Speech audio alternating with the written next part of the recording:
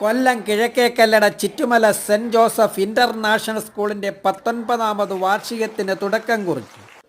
16-ാം തീയതി രാവിലെ 9:30 saint Joseph international school MD doctor Joseph D Fernandez പതാക ഉയർത്തി. തുടർന്ന് കലാകായിക രംഗത്തും മത്സര പരീക്ഷകളിലും വിജയം കരസ്ഥമാക്കിയ വിദ്യാർത്ഥികൾക്ക് സർട്ടിഫിക്കറ്റുകളും മെഡലുകളും വിതരണം ചെയ്തു.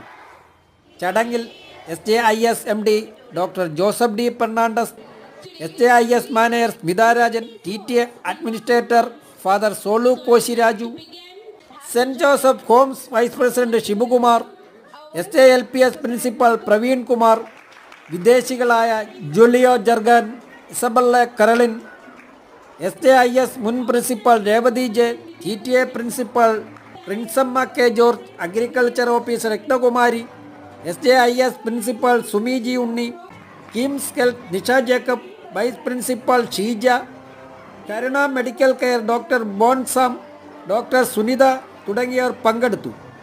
17-ാം തീയതി വൈകിട്ട് 4 മണിക്ക് നടക്കുന്ന വാർഷിക സമ്മേളനം സിനിമാ സംവിധായകൻ അഖിൽ മാരാർ ഉദ്ഘാടനം നിർവഹിക്കും. തുടർന്ന് കലാപരിപാടികളും ആരംഭിക്കും.